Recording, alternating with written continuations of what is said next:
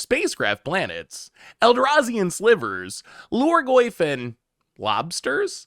It must be Edge of Eternities spoiler time. Hello everyone, it's Seth, probably better known as Saffron Olive, and it's time for our first daily dose of Edge of Eternities spoilers. So Edge of Eternities, the newest Magic set, releases on August 1st officially, but today we got a ridiculously huge day of spoilers, literally the biggest spoiler day in the history of me doing spoilers, which means we have a ton of really cool cards to talk about. And I'm gonna say before we get into it, I love this set. I love outer space. I love just thinking about outer space and how big it is, and there is so much cool space art on the cards. Plus the mechanics are really cool, the cards look really powerful, which means we should probably jump right into it, start talking spicy new Edge of Eternities cards. Before we do, a couple of quick reminders. First, if you need any of these cards, you can snag them from our sponsor Card Kingdom over at cardkingdom.com/mtggoldfish. Second, to keep up on all the latest spoilers throughout the day, you should head on over to mtgpreviews.com. Anyway, let's talk Edge of Eternities. First up today, we get a look at what might be the most interesting new mechanic from the set in Spacecraft in Station, and we see this on the Eternity Elevator. So Eternity Elevator, 5 mana legendary artifact spacecraft. It taps to add 3 colorless mana, and then it has Station. And Station means you can tap another creature you control to put charge counters on the spacecraft equal to that creature's power, but you can only do this as a sorcery. And then you see at the bottom it says 20 plus. That means if you get 20 or more charge counters on it, most likely by tapping your creatures to the Station ability, but you can also proliferate or whatever if you want to. It taps to add X mana of any one color, where X is the number of charge counters on the Eternity Elevator. So the Eternity Elevator in Spacecraft, I'm not sure what to make of this mechanic. So on one hand, it allows you to essentially turn your creatures into mana eventually. You tap them to add counters. Eventually those counters become mana with the Eternity Elevator. I feel like this is a mechanic that is probably going to be really good in Commander. And it's worth pointing out, in Commander, Wizards already announced that you can now play legendary spacecraft and legendary vehicles as your commander. So you can build a deck around the Eternity Elevator if you want to. In 60 card formats like Standard, I sometimes worry that this mechanic might have a little bit of the battle problem. It turned out with battles, it just wasn't really worth attacking them to flip them because you want to use your creatures for other things. So I do kind of wonder, is it going to be worth it or even realistic to tap 20 or more power worth of creatures at sorcery speed in Standard to turn this into a super mana rock? And I'm not sure the answer to that. On one hand, the number's just really high, right? When you think I need to tap 20 power worth of creatures to turn this on, it's pretty intimidating. On the other hand, one of the biggest upsides of this mechanic compared to battles is you can tap summoning set creatures. So the ability to just play a 4 power creature, if you don't need the blocker, you can just immediately tap it, put 4 counters on it. It might make it a little easier than it looks. I will say, when I first saw it, I was very skeptical, and it still reads in a way that makes me kind of skeptical, but I can't shake the feeling that these spacecraft are actually going to play way stronger than they look. When you actually consider that you can tap summoning set creatures and whatnot, I feel like maybe they're going to punch up a little bit.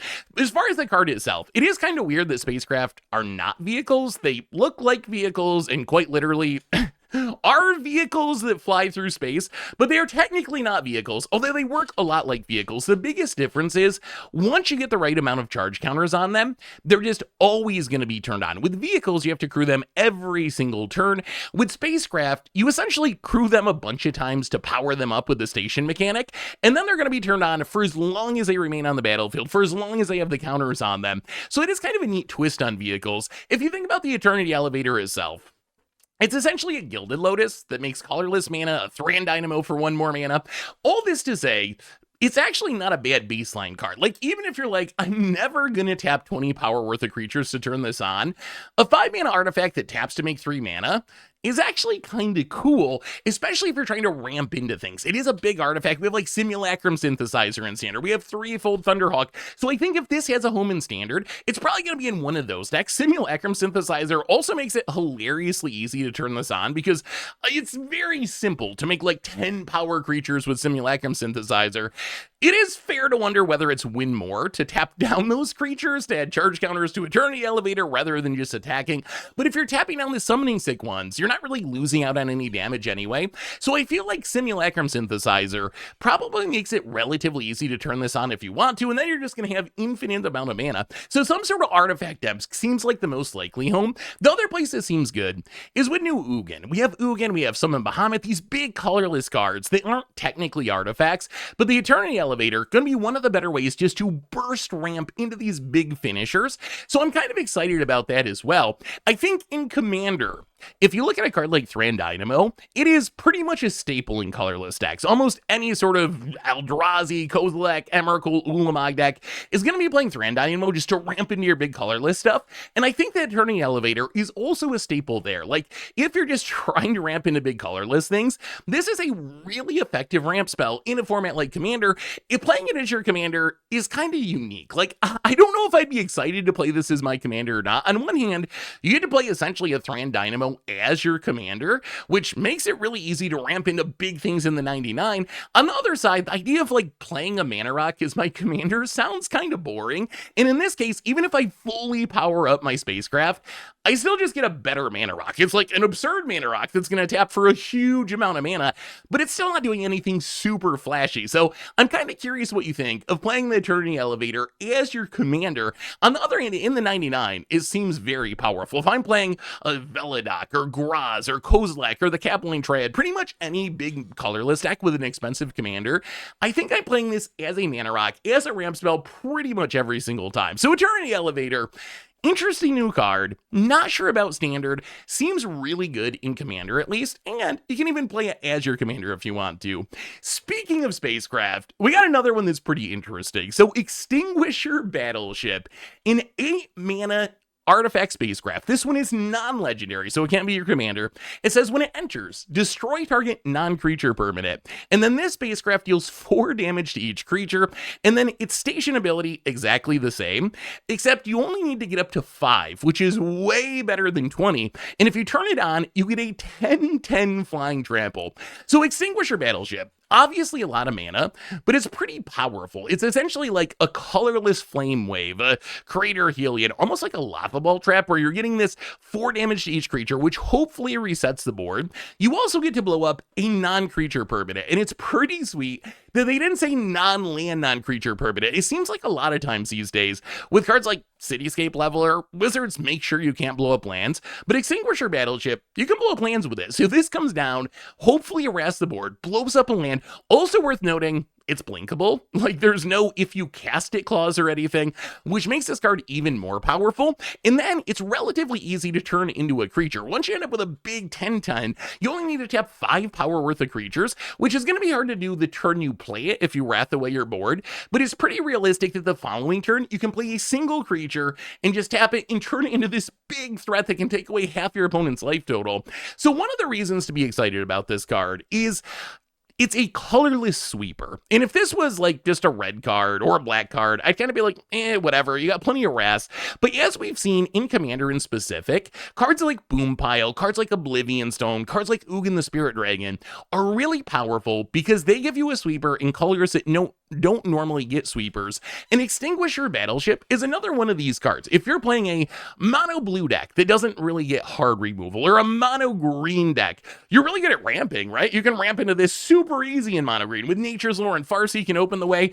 But then if you want a Wrath, you got to use like Azori's Predation, I guess, which is like the jankiest Wrath around. So I feel like if you're in a color that struggles with sweepers, but you're really good at ramping, this is definitely in the conversation as a sweeper in your deck. It also gets even better once you start doubling up its ETB trigger. Maybe you got a Pin or Monocon. Now you're blowing up 2 non-creature permanents and dealing 8 damage to each creature. Same with Virtue of Knowledge, Elish Norn Mother Machines, although I guess you probably kill your Elish Norn along the way. But if you're doubling this up, it gets out of hand pretty quickly, where you're like blowing up 2 lands, blowing up 2 artifacts or enchantments, sweeping away the board. And then if you start blinking it, you do it turn after turn after turn.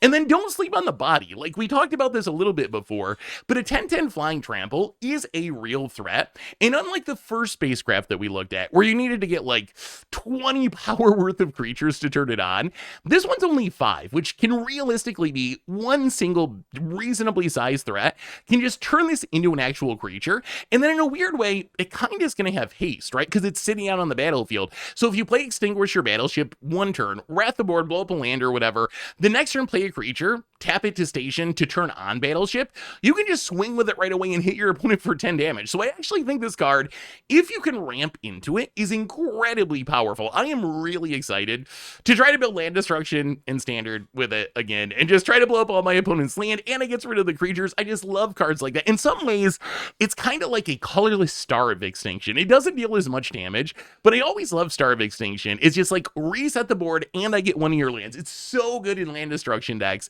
and Extinguisher Battleship kind of reminds me of that. It also is pretty sweet in just like a big colorless deck. We talked about the Eternity Elevator being able to ramp into it. We got stuff like Nexus of Becoming, which can cheat it into play since it's an artifact. Every time I play Nexus of Becoming, I feel like that card's really strong, and it seems like it gets way better thanks to all these new spacecraft artifacts running around. Also, pretty sweet once you start blinking it. Like, Nahiri's Resolve can just blink this every single turn. So it's just going to keep coming into play on your upkeep, blowing up a land, wrathing the board. Explosive Getaway, kind of ridiculous. Exile up to one target artifact or creature, return it to the battlefield under its owner's control at the beginning of the next end step, and it deals 4 damage to each creature. So if you blink an Extinguisher Battleship with Explosive Getaway, you're going to end up getting 8 damage, which should definitely be enough to wrath the board, and you get another ETB blow up a non-creature permanent trigger. In Commander, other than what we talked about before, where this can just be a sweeper in colors that struggle with having sweepers, seems at its best in blink decks. If you can just be blinking this again and again with Yarion or Braga or Haliya, it can do some serious work. So Extinguisher Battleship, I really like this card. I'm hyped to build around it in Standard, and it seems sneaky good in Commander too. So a long time ago, like back in the winter, we learned that Edge of Eternities was going to have a cycle of mythic lands, thanks to, I think, Ultra Pro, like, publishing something about it on their website, like Playmats or something. Well, we've gotten a look at our first 2 of the mythic planet lands, and these cards are really, really interesting. I'm not sure if these cards are like absolutely busted or kind of unplayable or somewhere in between, but we get our first 2 to look at, our blue one and our black one. So the blue member of the cycle, Uthros Titanic Godcore. It is a land. It's a planet. It enters tapped. It makes a blue mana. And then just like the spacecraft, it is stationed. So you can tap creatures to add charge counters to it. And then once you get 12 or more charge counters, you can pay a blue and tap it to make a blue for each artifact you control. We also got the black one, which is Susur Serendi Void Altar. This is a black member of the cycle. It enters tap, makes black, station. You got to get up to 12. Once you get it turned on, you can pay 2 and 2 life and tap it and sack a creature to draw cards equal to the sacrifice creature power, only as a sorcery. So let's start with the blue one. If you think about this card, it is quite literally one of the most powerful lands that we have ever had in Magic in Tolarian Academy, a land that is banned in pretty much every format, too broken to ever reprint into a format like Standard, but with a lot of safety valves. It's a Tolarian Academy that enters tapped. It does cost 1 mana once you get it already turned on to be able to tap it to make mana with it, and you have to tap 12 power worth of creatures to actually turn it on. So the question is Uthros absolutely busted because it's essentially Tolarian Academy with extra steps, or is it going to be horrible because you got to go through all these extra steps to turn it on? And I'm actually pretty high on this card just because I think that it's pretty easy in a deck that would want to play this, which would be an artifact deck, to make really big creatures that can turn it on. We talked before with the spacecraft about like Simulacrum Synthesizer, how the big constructs it makes are often 6 power, 8 power. I've seen them be 12 power. You can make a single construct and tap it while it's summoning sick to turn on Uthros all by itself. Same with 1000 Move Smithy. I've seen some really big Machinist arsenals with the job select token. So in an artifact deck, which is where this card is going to be at its best anyway, if you're playing the big constructs, these big creatures, I think you can actually turn this on relatively quickly. And once you turn it on, it is ridiculous ridiculously broken. Even with having to pay an extra blue mana, this is a land that's often going to be tapping for 5 mana, 10 mana. Like, it's very easy to flood the board with artifacts. So this is just going to make an ungodly amount of mana and win you the game. Also, once you get back to older formats, you got all their shenanigans, right? Like Urza Saga can make constructs. Cranial Plating can turn a random Ornithopter, let's say, into a 12 power creature all by itself, just by boosting its power and letting it tap to station up the Uthros. You got affinity threats like Near Enforcer. So just because this works with artifacts, I'm really high on this card. We'll have to wait and see. Maybe there's enough safety valves to keep it in check, but this card seems like it can really, really pop off. The biggest concern I have with the card is it does enter tapped. And as we saw with the adventure lands from Final Fantasy, there is a pretty big cost to lands entering tap these days, but still, the upside of this card is ridiculously high. In worst case, you don't have to spend any mana on it, right? Like, we talked a little bit about the battle problem. Do you want to tap down your creatures to station, kind of like you had to attack the battles? But with something like Uthros, like, the real downside here is just playing a tap land, which, yes, it is pretty painful in 2025, but it's not that big of a deal. You're not investing a bunch of mana to put it on the battlefield because it's just a land. So even if you never turn it on, you basically played a tap land, which is kind of a bummer, but we see Surveil land see play, Triome see play. People will play tap dual lands on occasion. So it's not the end of the world even if you never turn it on. And once you do turn it on, it becomes absolutely bonkers. I think worst case, even if this card doesn't make it in standard or modern, this is just an auto include in pretty much any artifact commander deck. I guess you got to be an artifact commander deck that also makes creatures so you can eventually station it up, but you're gonna have your commander at a minimum. It seems that it's best in the construct-y style commander decks like Urza Lord High Artificer. You have a commander that's going to make this huge construct to turn on Uthros, or Urza Chief Artificer, really good at making these constructs to get super big. Even like Breya, pretty good, goes super wide with artifacts, so once you turn on Uthros, going to make a ton of mana.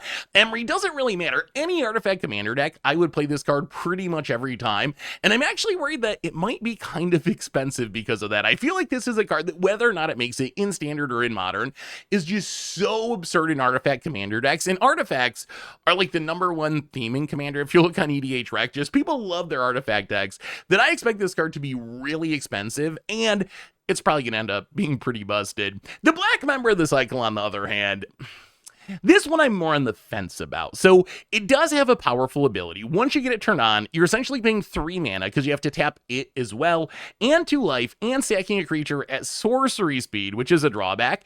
But you draw cards equal to the sack creature's power. So we've had lands that can sack a creature, draw a card like Grim Backwoods, but that's a single card. This is really more like Shadowheart Dark Justicar's ability, where you can sack a 6 power creature and just refill your hand on the spot. So you don't need to be sacking creatures again and again and again necessarily. You just sack 1 or 2 big creatures and you absolutely refill your hand. The challenge I see for this card is, unlike the blue artifact one, black creatures are kind of smaller, especially if you're thinking about standard.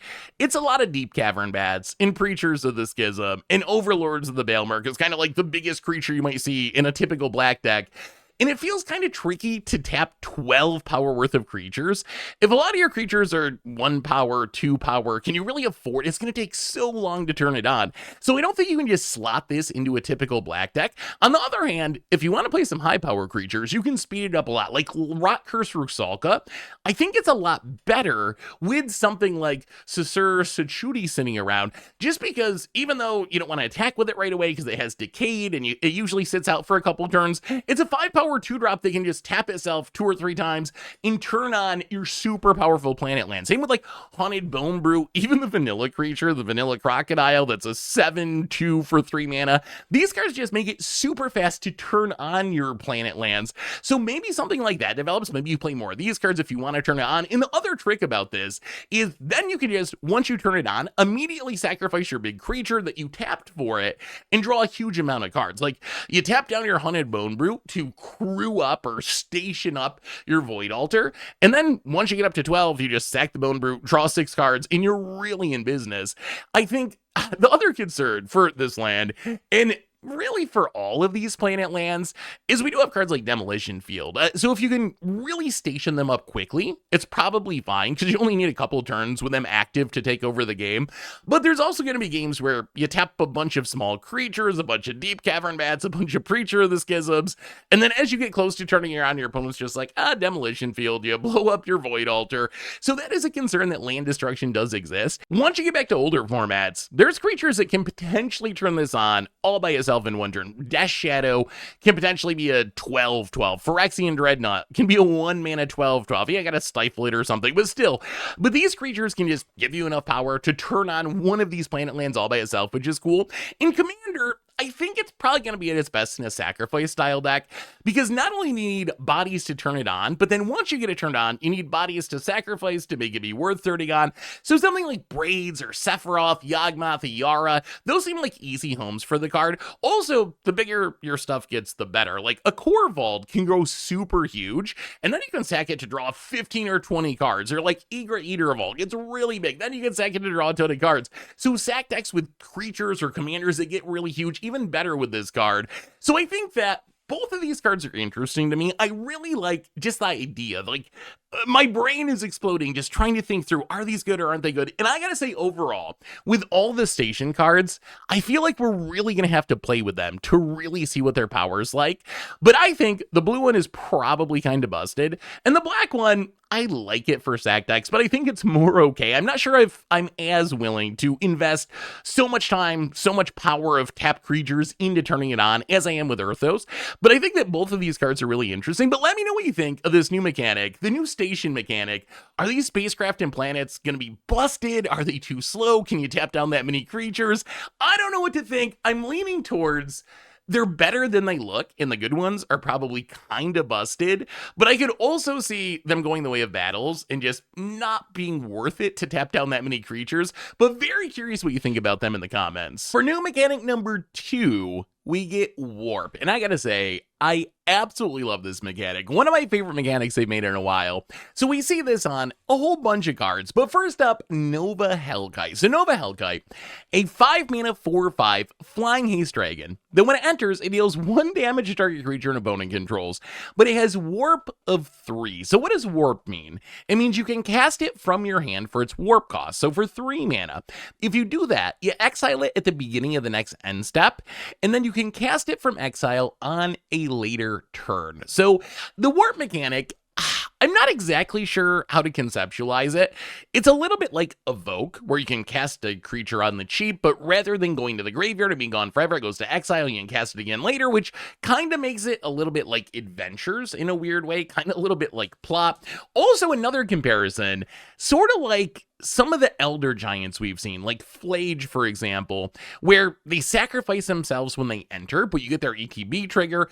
Just like Nova Hellkite, you can warp it for 3 mana to deal 1 damage to something, get this hasty threat for a turn, and then it's going to go away. But then Flage you can cast from the graveyard later with Escape. So it's some mishmash of all those things. But Nova Hellkite itself, I feel like this card's actually probably pretty good. Warp works really, really well with the station mechanic. It's a way you can get high power things into play on the cheap. So you warp in your Nova Hellkite, you can tap it to add 4 charge counters to one of the planet lands or to one of the spacecraft. So that's level 1. But I really think this is just good as like a beater. If you think about it, it's a 3 mana 4/5 flying haste that also pings a creature when it enters, which kind of makes it like a twist on Ball Lightning and play it on the cheap, smashing for some damage early, and then later it turns into a 4/5 flying haste that's actually going to stick around in the future. So I think that in some sort of red aggro deck, this card might actually be pretty good. At first I was like, well, 1 damage, does that even really do anything? It can't even go face, it only hits creatures.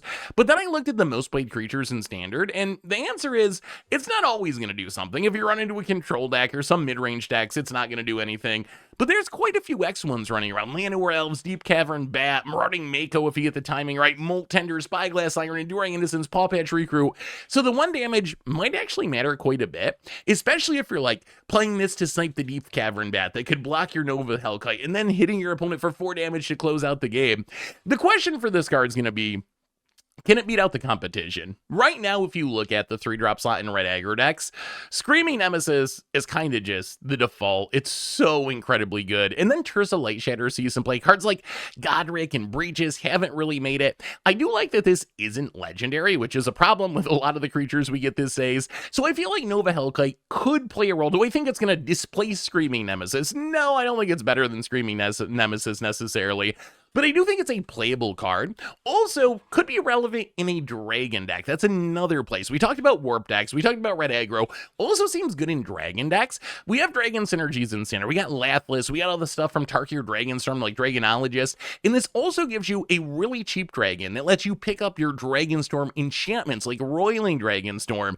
Being able to trigger that for just 3 mana, pick them up, replay them again, seems pretty powerful. So maybe some sort of dragon deck could let it see play. So Nova Hellkite, the card seems pretty solid to me. I just really love how the warp mechanic works, and I think it's got a chance to be a real aggro threat in Standard. We also got a mythic warper. This is Quantum Riddler. So it's a 5-mana 4/6 blue Sphinx with flying. When it enters, you draw a card, and then it says, as long as you have 1 or fewer cards in hand, if you would draw 1 or more cards, you draw that many cards plus 1 instead, and you can warp it for 2.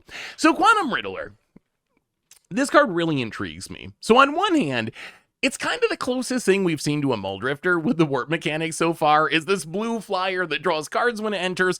If you think about the warp cost, warping it, you kind of get a Spirited Companion. It doesn't do as well at blocking, since it's going to exile its stuff on the end step, but you can play this early, just to cycle it and draw a card, and later once you get enough mana, you get a big 4/6 flyer that draws you another card. Its last ability about having 1 or fewer cards in hand, that one I'm kind of like, I don't know how often that's gonna come up. We had like Flail of Galadriel in Lord of the Rings sets that's kind of does something similar, and it turns out that most blue decks that are playing cards like Sphinx and drawing a bunch of cards are just not gonna end up with 1 or fewer cards in hand very often. So to me that reads like some weird combo potential, where in some rare situations you're gonna draw an extra card, but it's not gonna come up that much.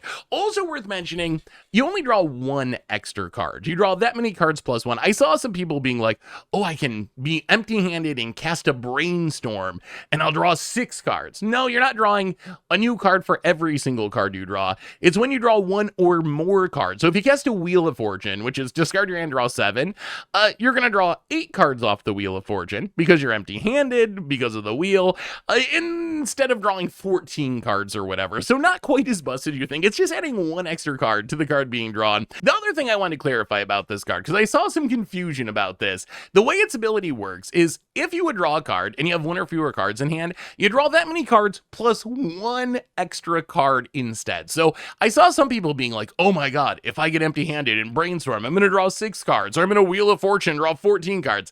No, that's not actually going to work that way. If you Brainstorm with 1 or fewer cards in hand, you're going to draw 4 cards. If you Wheel of Fortune, it'll empty your hand for you, which is nice.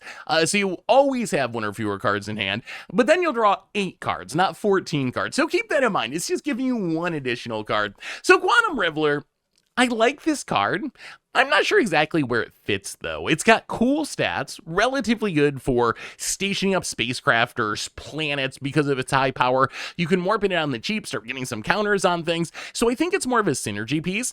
ETB draw a card is fine. I'm just not sure how often that last ability is going to matter. Outside of some weird combo situations, I guess you can 1 with nothing yourself to draw an additional card or whatever. But in reality, I don't think it's going to come up that much. But seems just like a solid, well-costed beater that probably has some potential considering all the synergy it has with all the other mechanics in the set.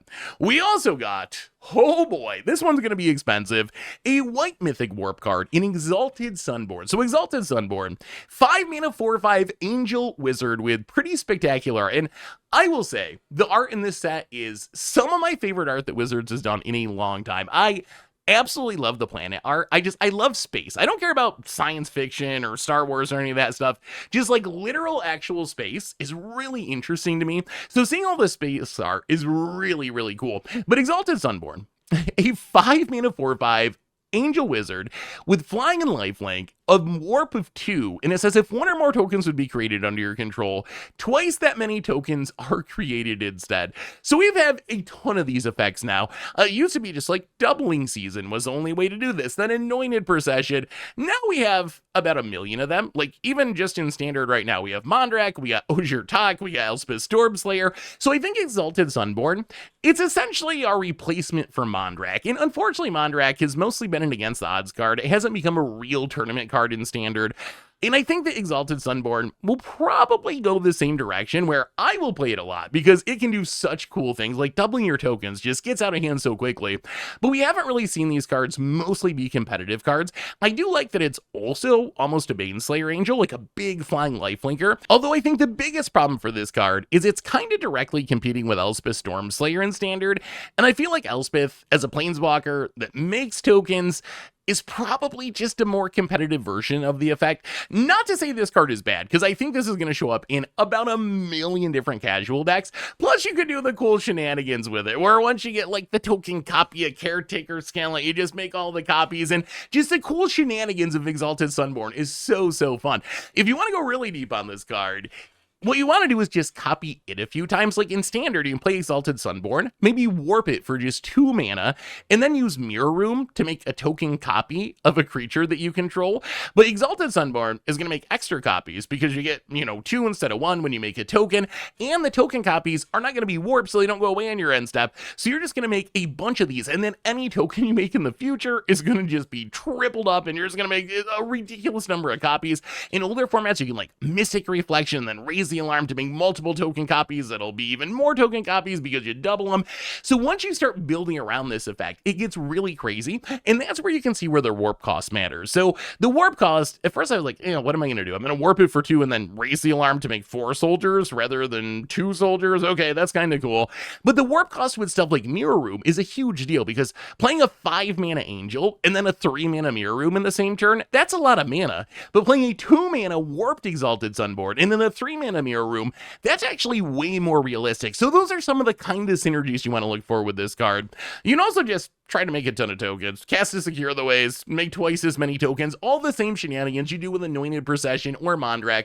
You do this with that as well. I think as far as Commander is concerned, this card's going to see a ton of play. Almost any token deck is going to want an Anointed Procession effect, and this is a very good Anointed Procession Mondrak style effect. Probably going to be in its best in Zinnia. In Zinnia, creature spells you cast have Offspring of 2, so you can pay 2 to make a 1/1 token copy. If you do that with the Exalted Sunborn, oh my goodness, you get the token copy, but that's going to be doubled up. So you're just going to make a bunch of token copies, and then any future creature that you Offspring, you're going to make so many copies of it, and it's going to be absolutely ridiculous. But I would play it in Tisa Karlov, Rin Siri, Marnius Kelgar, just any token deck is going to want this card. It also seems like it can be sweet in Angel decks. So not every Angel deck is going to want it, but if you want to build like a token style Angel deck with Entreat the Angels, Devout Invocation, Divine Visitation, Bishop of Wings, the Book of Exalted Deeds, there's plenty of Angel token synergies, then this is going to be one of the best cards in your deck because not only is it supporting your token synergies, it's also supporting your tribal synergies. So Exalted Sunborn, I'm sure we're going to play this card a lot in standard because I love my token doublers. Based on what we saw with Mondrak, I'm kind of skeptical that it's going to actually be like a top tier card, especially with Elspeth doing something similar at the same mana cost in the format, but it's a really fun card to build around. Worst case, it seems like this is going to be a really expensive commander staple because every time Wizards print these token doublers, it seems like they cost at least $20. So I expect this to be a relatively chase mythic just based on commander demand alone. Next up, we get a blue warp rare in Starfield Vocalist, so a 4 mana 3/4 human bard. It says if a permanent entering the battlefield causes a triggered ability of a permanent you control to trigger, that ability triggers an additional time, and you can warp it for 2. So Starfield Vocalist, it's another Panharmonicon, essentially maybe closer to Yarok since it's a Panharmonicon on a body, and as much as I love Panharmonicons, we just get so many of them these days that they're not as exciting to me as they used to be. I still love playing with them and building around them, but when I see a new one, I'm just kind of like, okay, it's the Panharmonicon from the set, because it feels like we get some twist on Panharmonicon every set. I will say Starfield Vocalist, I think it's kind of a mid-tier Panharmonicon. It's a Panharmonicon that dies to creature removal, which isn't great. Although, I guess one of the upsides of Yarok is it added a body to the battlefield that you could block with, which sometimes made it easier to take a turn off to play compared to literal Panharmonicon. So I guess it's an upside and a downside, but I think overall being a creature is probably a downside because it's easier to kill. Although the Warp Cast is intriguing. Be able to get down a Panharmonicon for 2 mana, even just for a turn, could be useful in some situations. So as I was saying, the downside is it dies to removal. On the other hand, if you can warp it in for just 2 mana and then like Clifftop Lookout, you double ramp, or Quantum Riddler, you double draw, and that's something you just wouldn't be able to do as easily if you had to pay full 4 mana price to double spell in the same turn.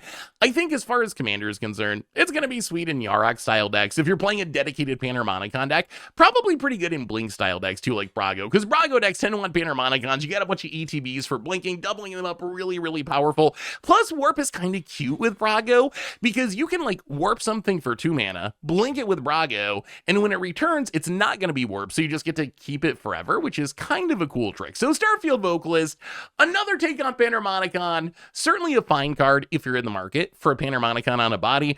We just have so many Panharmonicons these days that they don't really stand out the way they did 10 years ago when we got the first one. We also got a new white rare warp card in Haliya, Guided by Light. And this card I think is actually very good. So it's a 3 mana 3/3 human soldier. It's a legend. It says when enter another creature or artifact you control enters, you gain 1 life. In the beginning of your end step, you draw a card if you gain 3 or more life this turn, and you can warp it for 1 mana. So Haliya, this is essentially a 3 mana Soul Warden that also triggers off artifacts, mixed with the Gaffer, essentially an upgraded version of the Gaffer. The Gaffer came in Lord of the Rings Commander, actually very, very strong in life gain decks. Same exact ability. If you gain 3 life, you draw a card in your end step. In a life gain deck, you pretty much trigger that every single turn. So I think that the only difference is the Gaffer is any end step. Haliya is only on your end step, so a few less shenanigans. Like the Gaffer, you can crack a food each turn to draw more cards, but still very close to the Gaffer plus Soul Warden. So we actually just played yesterday on the channel some budget Soul Sisters, and this card is absolutely totally perfect for a budget Soul Sister deck, or for any Soul Sister deck. It is a Soul Sister. It's a Hinterland Sanctifier, Case of an Infuse, whatever. Like when a creature enters, you gain a life, plus you get the artifact upside. So you get that. You also get more card draw out of it with its end step draw. Plus the warp ability, I think, is sneaky powerful because there's going to be situations where you just want a cheap creature to enter, to trigger your Hinterland Sanctifier, to trigger your Case of an Infuse, to gain some life to grow your Pridemates in your area. And this being able to be warped in for 1 mana allows you to do that. It sets up the combo turn where you can play this on the cheap and cast a bunch of other stuff to get the triggers and gain the life to close out the game. So in any sort of Soul Sister style deck, I think that Haliya is actually just really, really good. I'm not sure if it's like modern good, but at least in standard, I would play this in Soul Sisters 100% of the time. The other place this is kind of interesting is in life gain decks in older formats, in Commander primarily. Like, it works especially well in food style decks, since food gain you 3 life, which is exactly enough to trigger your Haliya to draw a card on your end step. So if you're playing Sam or Samwise Gamgee, gonna be really good there. But I think really any life gain deck, this is in the conversation. I've really come to appreciate Soul Warden effects in Commander. The incidental life gain just adds up throughout the game. This one only triggers on your creatures, but it also triggers on artifacts, which is the other reason it's so insane in the food decks. Not only does the food gain you 3 life to trigger your Haliya, but the food that's entering is an artifact, so it triggers Haliya to gain even more life. But in any sort of life gain deck, I think this card is just very, very good. So if you're playing Hopestium, Heliod, Bator, doesn't really matter. Haliya, at least in consideration, and might be one of the better cards in your entire deck. We also got a new Warping Angel Warrior in Astelli Reclaimer. So 5 mana 5/4 Angel Warrior with flying says when this creature enters, return target non-creature non-land permanent card with mana value X or less from your graveyard to the battlefield, where X is the amount of mana spent to cast this, and you can warp it for 3. So essentially you warp it, you can reanimate a non-creature non-land mana value 3 or less. Then if you cast it for full value later for 5 mana, you're going to be able to reanimate something mana value 5 or less. So Astelli Reclaimer, the card seems pretty good. My only concern is there's a lot of restrictions on this. When I first read it, it felt like a Sun Titan,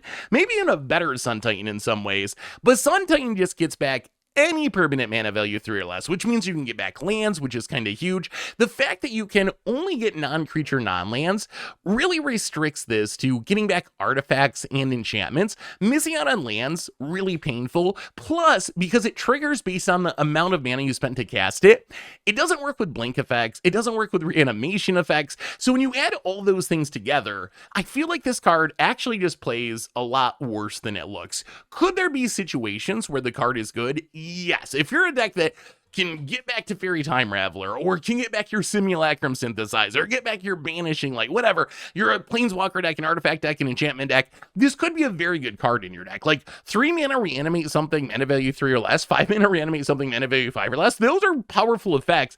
They're just so restricted that it's going to take a very specific deck to make this card good. So I think Astelli Reclaimer, oddly, is one of the cards that actually plays worse than it reads. When I first read it, I was like, oh my goodness, this card seems really great. I think it might be a staple. I'm going to play it on my white decks in Commander. And then the more I thought about it and thought about, oh, I can't blink it, I can't reanimate it, it can't get back lands. Now I'm kind of like, I don't know if I'd actually play this card in any of my Commander decks. However, we have a white uncommon warp creature that I think is kind of absurd. In Starfield Shepherd, so 5 mana 3/2 angel, has flying. It says when it enters, search your library for a basic plains or a creature card with mana value 1 or less, reveal it, put it in your hand, and then shuffle, and you can warp it for just 2 mana. So at 5 mana, Starfield Shepherd, not that exciting. Yeah, sure, in the late game, you got nothing else going on. Might as well run it out, do a little more tutoring. The exciting part of this card is really just the warp mode. For 2 mana, being able to tutor a basic plains or a creature mana value 1 or less kind of makes this like a weird Ranger Captain of Eos mixed with a weird way to make sure you're hitting your land drops. It's not really a ramp spell, I guess, since the land goes into hand, but still making sure you hit your land drops. And when you consider all the powerful 1 mana creatures, you can be getting Soul Ward, you can be getting Mother Runes, you get a Walking Ballista, you can get a Haywire Might. There's so many good targets for this. So I think in some sort of weenie style deck, a combo deck with Walking Ballista as the finisher, I can see this being very, very good. You just warp it for 2 mana, get what you need. It makes sure you can get a land if you're in a pickle, and then later you might play the 5 mana mode too. So I think this card in any sort of weenie style deck can be very, very strong and might even have some combo assembling potential. We also got maybe the best of the warp cards in Anticausal Vestige, a 6 mana 7/5 Eldrazi.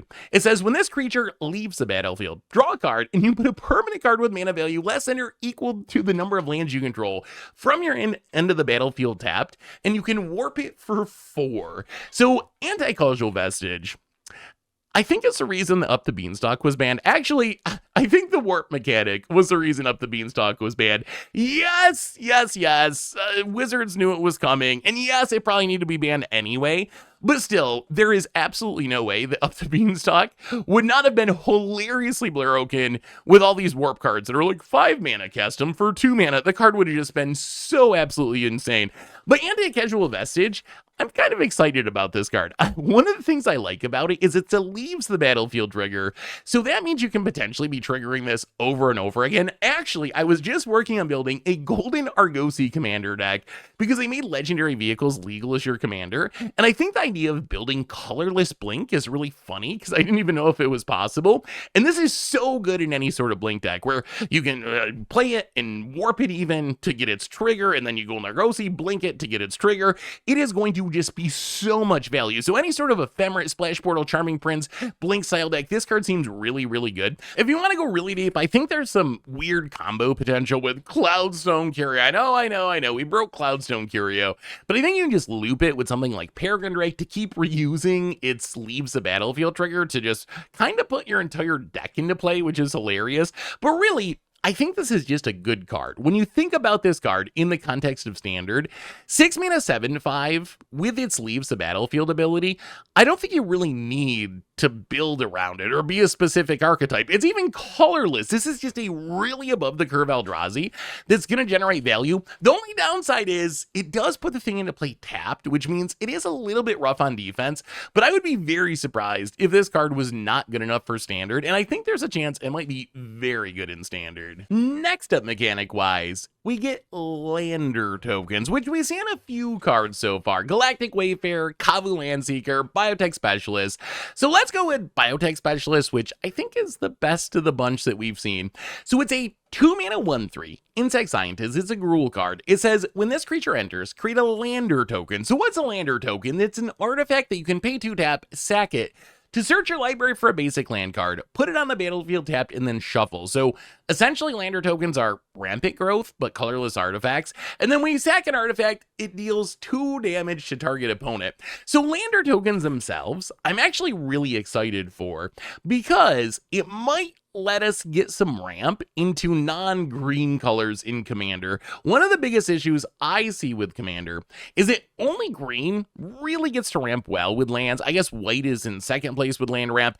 Blue and red, though, and black even, are just really bad at ramping. So I'm really hoping that we see some of these lander tokens on reasonable cards in black and blue and red, because I think it would really help. I know we have Kavu Landseeker, but that one's just kind of janky and not powerful enough to really be worth it. But I think that lander tokens could be a huge deal depending on their colors, because giving everyone a rampant growth just seems really powerful. I think Biotech Specialist in specific, though, this card is kind of wild. Whenever you sack a artifact, it deals 2 damage to target opponent. This is kind of like a super Mayhem Devil. It's less mana, and it deals 2 damage instead of 1. I guess you give up being able to ping down creatures, but I just imagine that Biotech Specialist just closes out games. That you just, like, make a bunch of treasure tokens. Imagine, like, some of the decks we've played in Modern with Academy Manufacturer, Lannis, Samwise, the Token Factory decks that just make so many clues and food and treasures. In a deck like that, it seems pretty realistic that you can just kill your opponent the turn that you play this. I don't think it's that hard to build up 10 treasures on the battlefield, or some combination of treasures and clues and food that you can sacrifice, and literally just 20 your opponent on the spot. This card seems incredibly scary to me, and even outside of, you know, my janky Academy Manufacturer decks, I can see this showing up in, like, Asmo decks in Modern, which are really good at sacking food tokens repeatedly. I could see this showing up in the Mayhem Devil decks, like literally the Cauldron Familiar decks in Pioneer that are also really good at sacking food repeatedly, and it's only 2 mana. It's kind of shocking to me how good this card is. To me, this card just actually feels kind of busted, and I think it's going to be killing lots of people. You can also, in Commander, play it with Stormkiln Artist, Tireless Provisioner, Pitiless Plunder. Like I said before, it's just not that hard to build up a bunch of treasures, and this is sack 10 treasures, 20 damage to someone, sack 20 treasures, 40 damage, like, and I think you can do that if you build around this effect. It seems pretty easy to just have this take out people out of nowhere. Like,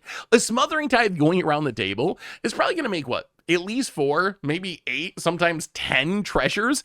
That's enough to almost kill someone. It's so much value. In Standard, I feel like that's where this is going to be at its worst, but there's still some ways to build around it. Obviously, it makes the lander itself. So you can play this, make the lander, the next turn sack it, get a couple damage, rampant growth to ramp. That actually seems kind of fine. But we have like Goldvein Hydra, Hell to Pay, can make huge amounts of treasures. Monument to Endurance can be repeatedly making treasures every single turn. So we might even be able to build a deck around this in Standard, where we just get those 10 treasures and kill our opponent with a one-shot. In Commander, I think this is going to be at its best in treasure decks in specific, but really any deck that's about making and sacking artifact tokens. Kibo comes to mind, where you're giving everyone these banana tokens that then you're going to sacrifice. Jolene, really good at making tons of treasures, just going to maximize the damage. Even Roxanne makes some meteorites that then you could sacrifice to deal some damage out of them. So I think that Biotech Specialist, I'm kind of surprised this card is only 2 mana. This card feels very aggressively costed to me, and why it doesn't go in every deck. It doesn't even go in most decks. If you build a deck around it, I think this card can be absolutely busted. We also got our last new mechanic from the set, and honestly, this is a mechanic I'm probably personally least interested in, even though I do think it's going to have an impact on Standard, at least, in Void. So Void simply means do an extra thing if a non-land permanent left the battlefield this turn, or if a spell was warped this turn. So very good in warp decks. If this sounds kind of familiar, it's essentially Revolt. I mean, we've seen this in the past on stuff like Fatal Push. The difference here is Revolt worked when any permanent left the battlefield. So you could crack a fetch land, for example, which is what made Fatal Push into a staple. Void gives that up, but in place of it, you get to trigger it off warping stuff, which for standard at least is probably relevant if you build a deck around that effect. So our first Void card, we have Elegy Acolyte, which honestly, to me, this feels kind of like a bulk rare. It's a 4-mana 4/4, human cleric with lifelink. It says whenever one or more creatures you control deal combat damage to a player, you draw a card and lose a life, and then Void at the beginning of your end step, if you non-land permanent left the battlefield this turn, or if a spell was warped, create a 2/2 colorless robot artifact creature token.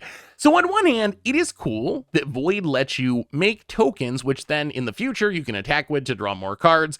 The problem I have with this card from a 60 card perspective is we're coming off a standard where Gix is legal, and Gix is 3 mana. Whenever a creature you control deals damage to one of your opponents, draw a card. It can draw you 5 cards if you have 5 creatures that dealt damage. Elegy Acolyte is only ever going to draw you 1 card in standard. We still have Enduring Curiosity, which is the same as Gix, just draws you a ton of cards. You don't even lose any life. So I feel like making a token if you voided it, yes, that's nice. Lifelink is nice, but just as far as pure card draw, it just feels so much worse than Gix or Enduring Curiosity.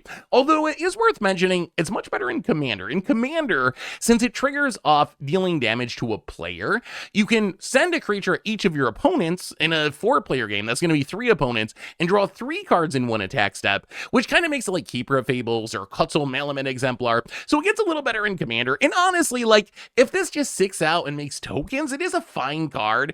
I just think it's a worse card draw option than things we already have in the format. We also got a card that I brutally misread when I first saw it in Tragic Trajectory. So Tragic Trajectory, when I first saw it, I was like, oh my god, they power crept Fatal Push. I saw the card that was target creature gets -2/-2 until undeterred. If you're voided, it gets -10/-10 instead. But I missed the first time I read it that this only triggered on non-land permanents, and that really makes the card almost useless in a format like Modern. It's just so hard to trigger. Plus it's the sorcery speed, which is a downside. On the other hand, while it might not have power crept Fatal Push out of Modern, I think this is still a very good standard removal spell, especially if you're some sort of a warp deck where you're just constantly being able to trigger this and have a sacrifice deck where you have things leaving the battlefield. 1 mana -10/-10 means this kills quite literally anything that you would want to kill in the format, and it even gets around things like Indestructible. Our final warp card, I'm not sure how good this one's going to be. Temporal Intervention. So 3 mana sorcery. And it thought seizes. You look at your opponent's hand, you take an online card from it, they discard it. If you're void, though, you can cast it for 2 less. So you can cast it for 1 mana as a literal painless thought seize. So it's a thought seize that you can cast for 1 mana and not lose life, but you're not going to be able to cast on turn 1 most of the time. Although I guess in Modern, you can like crack a Mishra's Bauble in Temporal Intervention.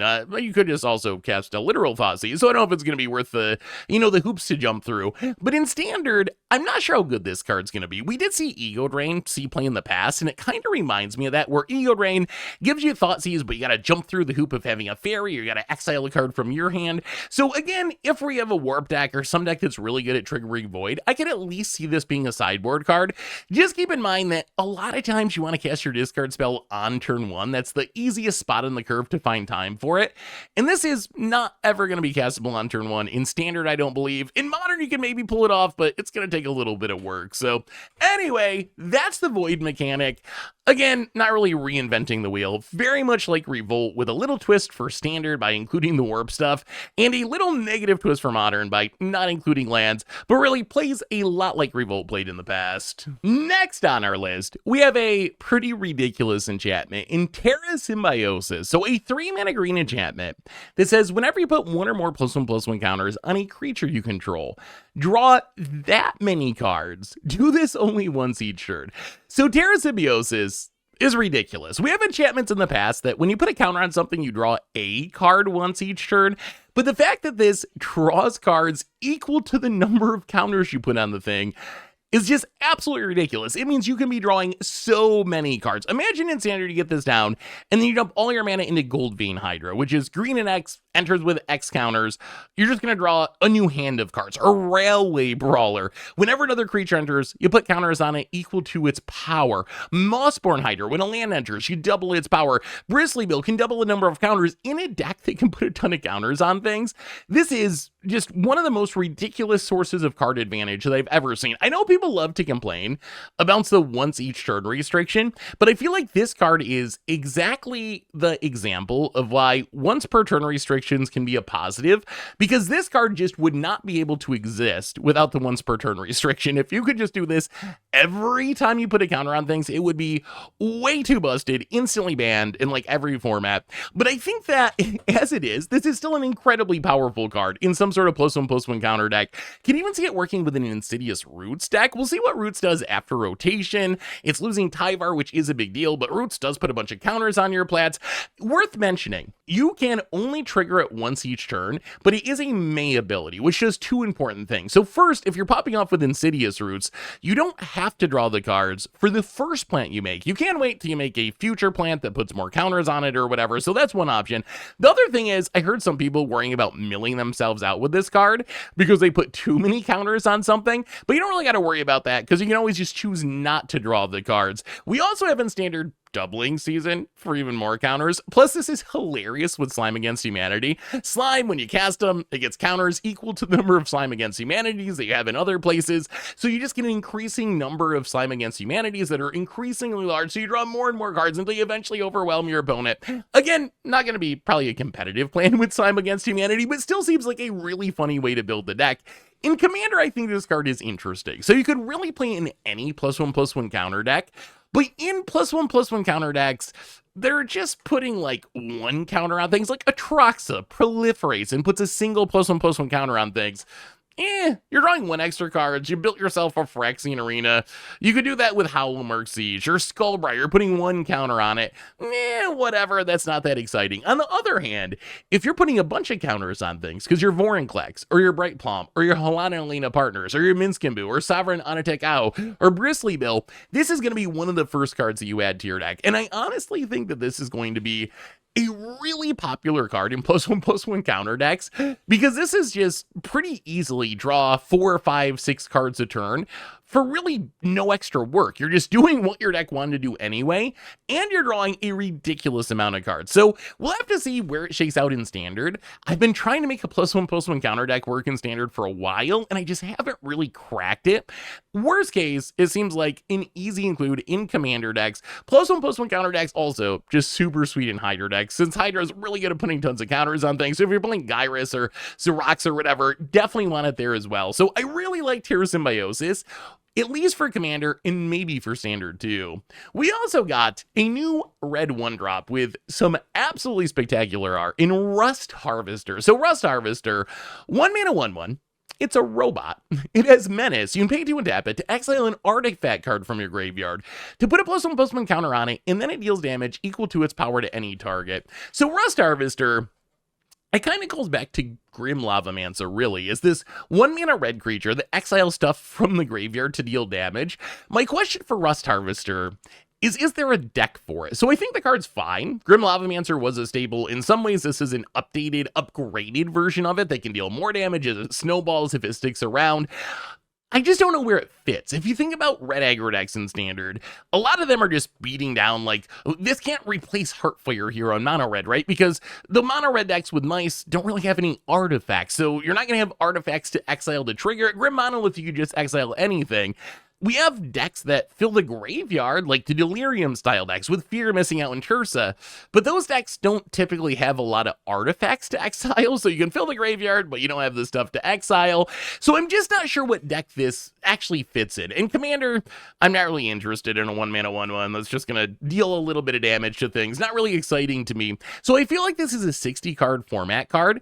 I'm just not sure what deck it goes in. So I think that Rust Harvester is good, but we are going to need some sort of graveyardy or even just aggro artifact deck, like an artifact sack deck where you're playing artifacts, sacking artifacts, and then exiling from the graveyard for more damage. So I think this card could be very good in Standard, and if you squint hard enough, maybe even back to Pioneer or Modern, we're just going to have to build a brand new deck around it because it doesn't slot into any of the existing red aggro decks.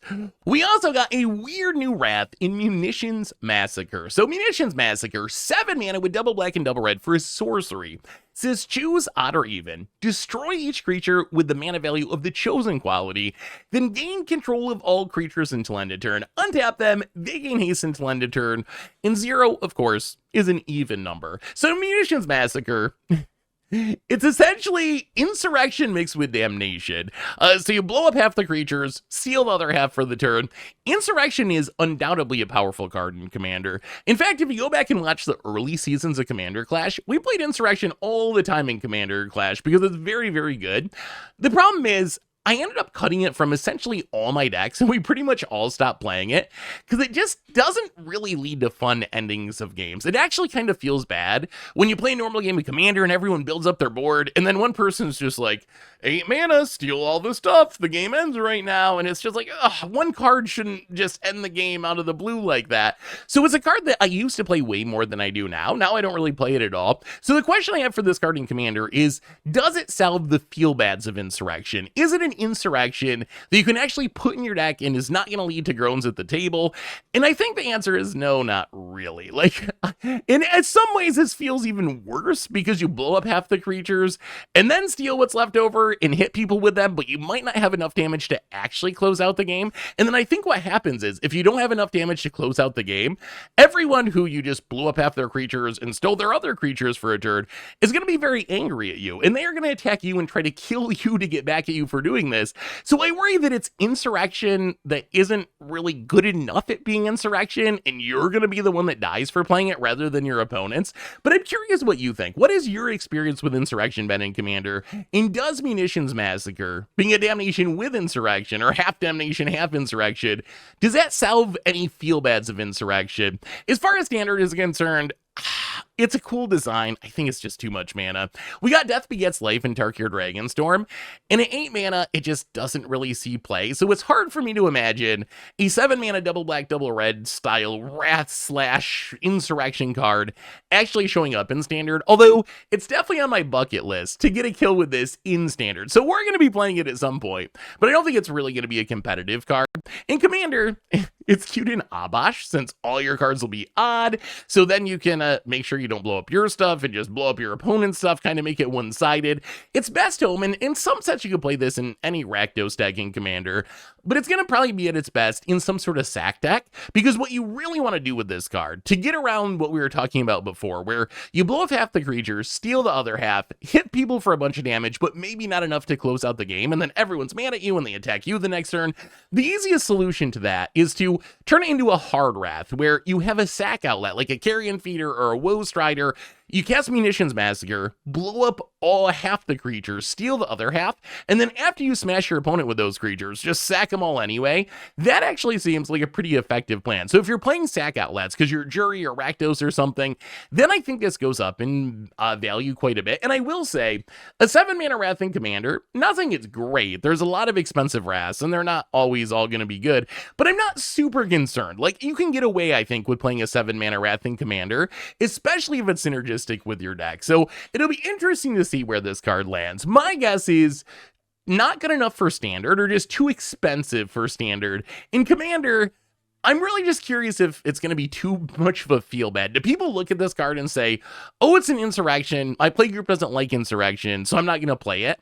Or do they look at it and they say, oh, this is different enough from Insurrection that I'm going to play it, we'll see how it goes. So let me know what you think about it in the comments. Definitely an interesting Commander card, and just a lot of mana for Standard. We also got our first Sliver card from this set. We still don't really know if slivers are a supported creature type in the set, or if this is like one standalone sliver card, but the card is Thrumming Hivestone, a 6-mana artifact with affinity for slivers, which means it costs 1 less to cast for each sliver you control, which also means if you have 6 slivers, it's actually just straight up free, which is kind of busted. Then it says slivers you control have double strike and haste. In the beginning of your upkeep, you create 2 1/1 colorless sliver creature tokens, which are way better than they look because they have haste and double strike, so they can hit for 4 at least.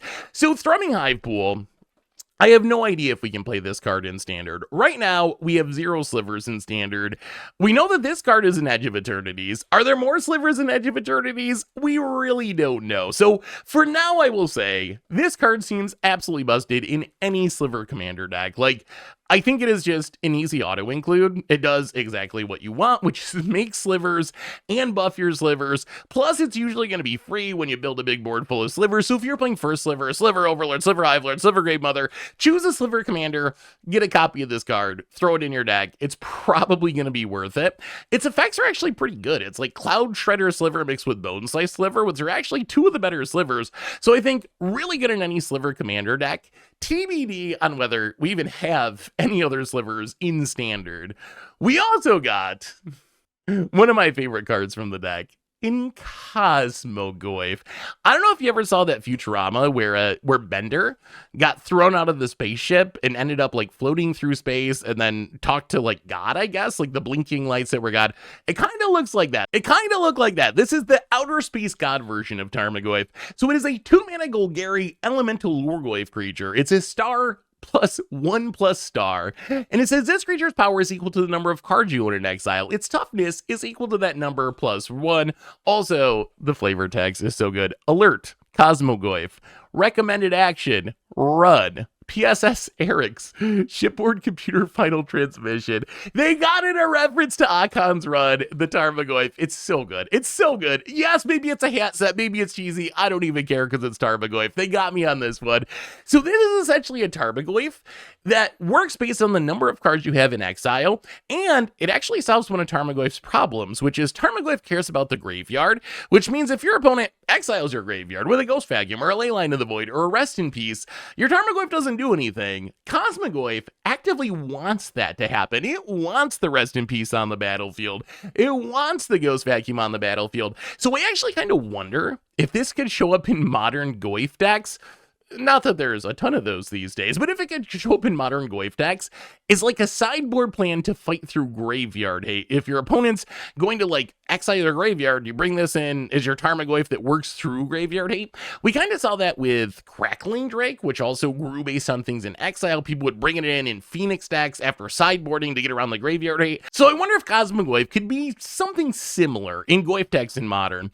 I think the most exciting part about this card is if you build around it, it can get really big really fast. We got cards like Spoils of the Vault. 1 mana instant, name a card, reveal cards to the top of your library until you hit the named card, put it in your hand, the rest go to exile, you lose a life for each card removed. If you on turn 1 play this and name Cosmogoyf, and the Cosmogoyf's like 10 cards deep in your deck, you're going to exile 10 cards, play the Goyf next turn, you got a 10-11 on turn 2, plunge into darkness. One of its modes is you can pay X life, look at the top X cards of your library, 1 go to your hand, the rest get removed from the game, all for just 2 mana. Demonic Bargain. You exile 13 cards, then you tutor for a card.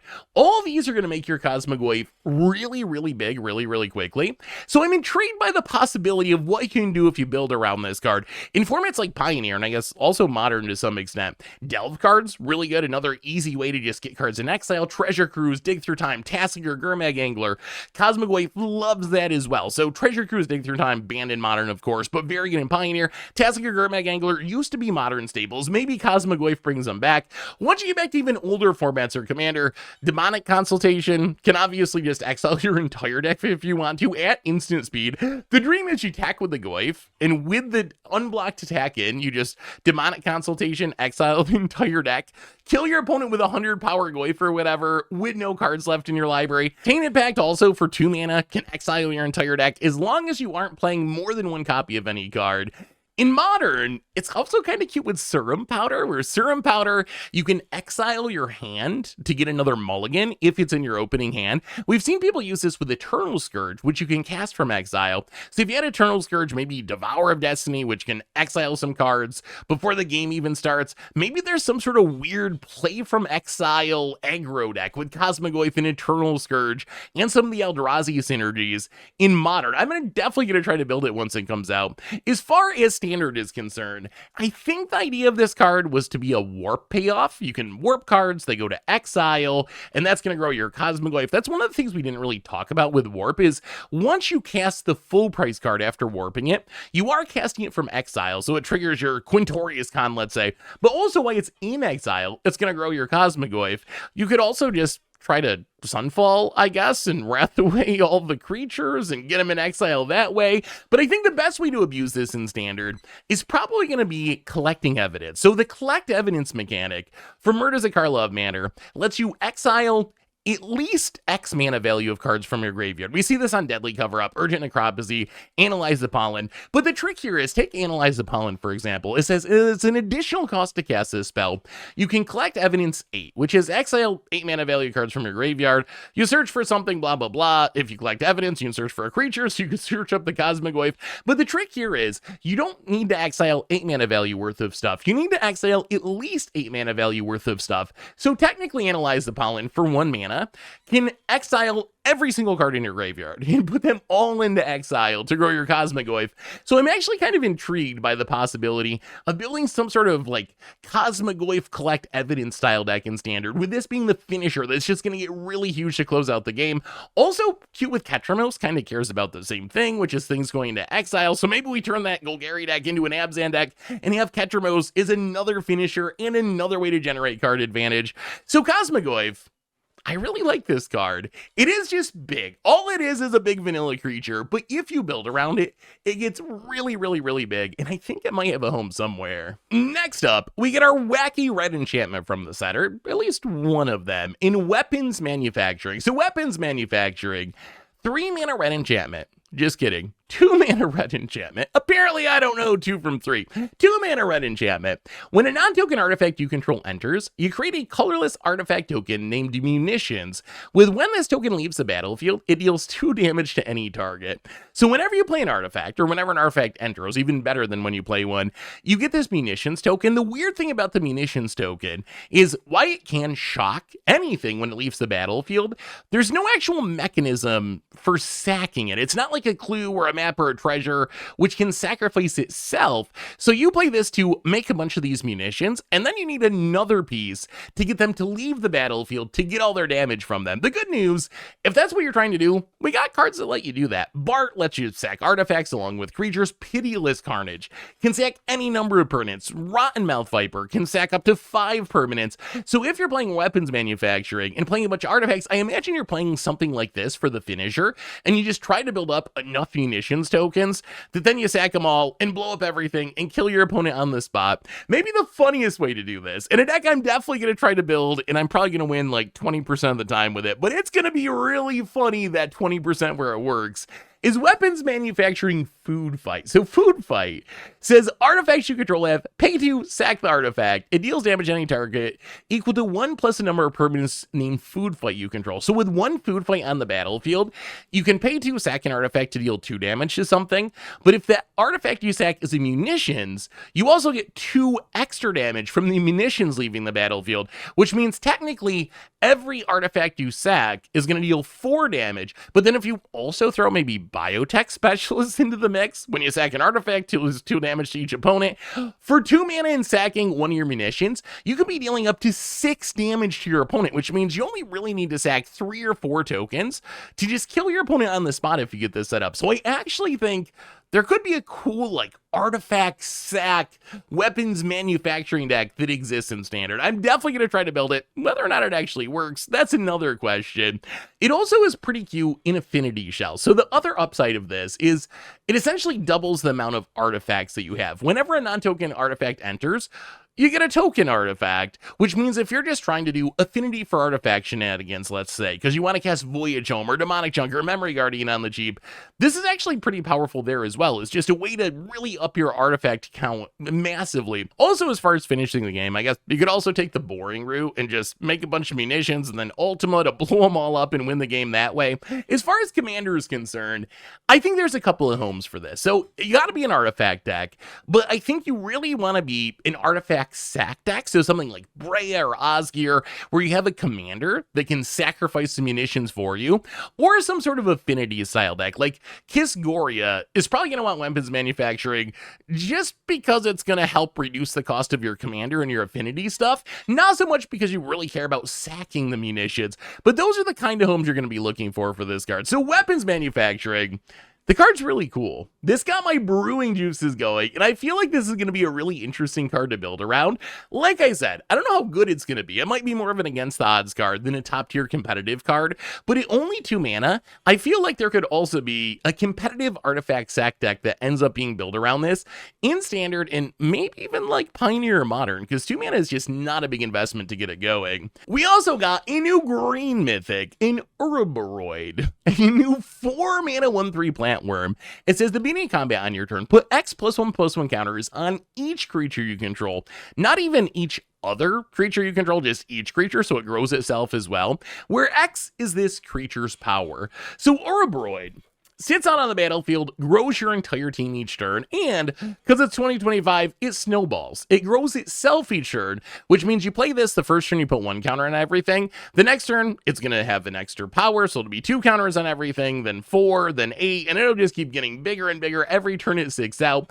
So we've never really seen a card that does this before. We got cards like Master Biomancer, which grow creatures with counters as they enter, but it doesn't affect the stuff already on the battlefield. We got stuff like Master Seymour, or Luminarch Aspirant that can put counters on a creature when you go to combat. Ouroboroid is just the best of all worlds. It puts counters on all your creatures the turn that it comes down and every turn after that, and it triggers based on its power, which opens up some shenanigans. So if this card's going to see play, I would expect it to be some sort of +1/+1 counter deck, and we have a ton of things to power that up. Hollowmark Siege, Innkeeper's Talent, Bristly Bills, Railway Brawler, Shinova, Collector's Cage, so many ways to just put counters on her stuff. And one of the tricks of Ouroboroid is you really want to take and put your counters on the Ouroboroid, because then it's going to put its counters on everything else. So if you're playing Innkeeper's Talent, let's say, you go to combat and you stack your triggers, so Innkeeper's Talent puts a +1/+1 counter on Ouroboroid. That's going to grow its power, and then it's going to put 2 counters on all of your other creatures. Same with Genova, can put counters on things at combat. So you really want to grow your Ouroboroid, which then will grow everything else as it goes. And once you throw in the synergies of like Bristly Bill to double counters and so forth, stuff can get out of hand pretty quickly. So going to be interesting to see what this does in a counters deck. The other way you can build around this is just use pump spells to speed it up. So since it puts counters on things equal to its power, you can play this for 4 mana, and for 1 mana, giant growth it. Suddenly it's 4 power. You go to combat, all your creatures, including itself, are going to get 4 +1/+1 counters, which means now your Ouroboroid is going to be big forever. It essentially gets giant gross power addition forever. So in the next turn, you add even more counters. So you can use equipment like Buster Sword or whatever. You can use Audacity. Anything that grows its power is going to make this card even better. As far as Commander is concerned, I feel like this is just one of the most absurd cards in any commander that cares about +1/+1 counters, especially if your commander puts counters on things. Like Halan and Elena Partners, you go to combat, you put counters on things equal to its power. So you put those on the Ouroboroid, then it puts its counters on everything. Genova, the Wise Mothman, so any sort of counter deck. There's also a couple other decks that aren't really counters decks that I think would still want this, like Xenagos doubles the power of something when you go to combat, so you can stack the triggers. So Xenagos resolves first to grow Ouroboroid, which then resolves and grows all your stuff. It's also probably a sneaky staple in Phaleth, since it's a plant, so when a land enters, you can put 4 +1/+1 counters on a plant you control with Phaleth, so you can just grow your Ouroboroid super fast, and then go to combat, and all your random 0/1 plant tokens are just going to get absolutely massive and close out the game. So I actually think that this card is pretty powerful in the right deck. If you want to go really meme mode, you just make a bunch of mana and exponential growth it a bunch of times, and then you kind of permanently maybe exponential growth your entire team when you go to combat. So this card just has so many shenanigans. Yes, a lot of them are win more, but who doesn't like winning more sometimes? We also got a wacky new red sorcery in Terminal Velocity. So Terminal Velocity, 6 mana sorcery, says you can put an artifact or creature card from your hand onto the battlefield. The permanent gains haste, and when this permanent leaves the battlefield, it deals damage equal to its mana value to each creature, and at the beginning of your end step, sack this permanent. So Terminal Velocity, it's basically a sneak attack effect. It cheats an artifact or a creature into play with haste for 6 mana, mixed with eventually like a blasphemous act. And oddly, I'm kind of hyped about this one for Commander, because I feel like red is pretty weak at wrathing in Commander. Blasphemous act is great, but then once you get past blasphemous act, you're kind of in the like chain reaction earthquake tier of sweepers. And this might just be one of the new better sweepers. Not better than blasphemous act, but in the next tier, especially in red decks that are playing big things. Obviously, you need a 6, 7, 8, 9 drop to cheat into play with this, but then you just cheat your big thing into play, smash someone for a bunch of damage, and then wrath the board on the end step. That actually seems pretty powerful. In Modern, maybe this card could be a backup to Through the Breach. I feel like Through the Breach is basically just better. It's cheaper and it's instant speed, but still Terminal Velocity is 6 mana, put an Emrakul into play with haste, and even wrath your board. Not that you really need the wrath, because Emrakul kind of wraths your board once it attacks with Annihilator, but still, it cheats an Emrakul into play with haste for 6 mana, which isn't bad. It might be more exciting in Pioneer, where you can like put a Worldspine Worm into play, because we don't have Through the Breach in Pioneer. You put the Worldspine Worm into play, smash someone for 15, go to the end step, it's going to sacrifice, but you stack the trigger so you wrath the board before you make the worm tokens. You have a big board left over. That actually seems pretty powerful. In Standard, I guess you're just putting like a Darksteel into play, a Velgavoth maybe, just putting whatever big thing into play, getting in a big attack, smashing your opponent for a bunch of damage, and cleaning up the board. I think the best targets in Standard, my favorite's probably Ancient Animatios. You can put it into play, you only get to hit for 8 damage, but then you're going to deal 8 to everything, and it's going to sacrifice itself and give you 10 tap treasures. So we actually turn this into like a weird ritual as well, where the next turn you're going to have an absurd amount of mana. Also pretty good with Vaultborn Tyrant, where you can do the same trick where the token it makes when it dies, you can stack the trigger so the Terminal Velocity damage will happen and wrath away the board before you make the token, and then you get a Vaultborn Tyrant left over anyway. So Terminal Velocity seems like a great Commander card, a card I'm excited to build around in Standard, and maybe like a backup to Through the Breach in Modern, maybe some Pioneer potential too. We also got a ridiculous artifact card draw spell in the Endstone. So a 7 mana legendary artifact says whenever you play a land or cast a spell, you draw a card. So whenever you do anything, you draw a card. And at the beginning of your end step, your life total becomes half of your starting life total rounded up, which means if you're playing Commander and you start at 40, you'll go to 20 on your end step. Standard, you go to 10. I think that's supposed to be a downside, but whether it actually is a downside kind of depends on your life total. Like, if you're at 1 life, you're going to gain life on your end step. If you're at 40 life or 20 life, you're going to lose life on your end step. So definitely a unique effect. This is just a ridiculous source of card draw. We've seen similar effects on like Flubs of Fool or Recycle, but they come with absolutely massive downsides. Skipping your draw steps, discarding cards, only having a max hand size of 2 essentially. The Endstone's drawback seems a lot less. I guess it is 7 mana, so part of the drawback is it's a lot to get on the battlefield, but once you get this on the battlefield, you are going to pop up. Maybe the biggest risk of this card in Standard is it does set you to 10 life on your end step, which just sets you up for the Hidetsugu second right kill. So there is a good sideboard card in case the Endstone gets too out of hand in Standard. Hidetsugu second right just going to take over the game. But I think this card, you basically got to play your ramp deck. You got to ramp into this in Standard. So maybe you're playing colorless ramp like the Eternity Elevator. Maybe it's Overlord of the Hauntwoods. But once you get this on the battlefield, it just generates an absurd amount of mana. Everything you cast, every land you play, gonna draw you another card, which you can just play fairly for value or try to use to kind of combo off. Imagine like playing a Vivi, casting some spells, using Vivi to ramp into the Endstone, and then every time you Sleight of Hand or Opt or cast whatever random cheap spell you're playing for Vivi, you're drawing an extra card. You're probably just gonna like combo off and go through most of your deck and kill your opponent with Vivi on the spot.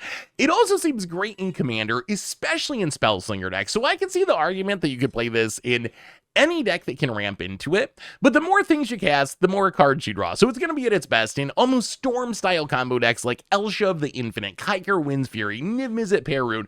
If you're just slinging tons of spells, this is going to generate a huge amount of value. The other place it seems good is just in colorless decks. Colorless decks really good at ramping into stuff, so you can ramp into this pretty easily, and then yeah, you're not going to be drawing a million cards each turn like in Spellslinger, but still just casting a few spells each turn. You're going to keep finding more things to play, just keep churning through your deck. Also worth mentioning, it doesn't say cast a spell from your hand, so it does work with like Cascade. So if you're playing something like Voladoc and you start your Cascade chain, you're also going to draw a card as you're casting spells from exile with Cascade. So the Endstone, it's a lot of mana, but once you get it going, it is a huge amount of card advantage. We also got the crimmiest card that I've ever seen in Singularity Rupture. So 6 mana Dimir sorcery, destroy all creatures, then any number of target players, each mill half of their library rounded down. So destroy all the creatures and mill a bunch for some reason. It's essentially Traumatize and Damnation mixed together, which, whether traumatizing is good depends on your deck. If you're a mill deck, it's insane, right? You reset the board and you do what your deck wanted to do anyway. Just milling half your opponent's deck randomly, I don't know if that's necessarily a good thing. It kind of depends on the matchup. But I think in a mill deck in specific, in Standard with G-Dor, in the Water Crystal, or in Commander with Captain Nargothrond and Phoenix, I think this card is just an easy inclusion. So if you're a controlling style deck that's trying to win with mill, even at 6 mana, keep this in mind because it is a very, very powerful effect in a mill deck.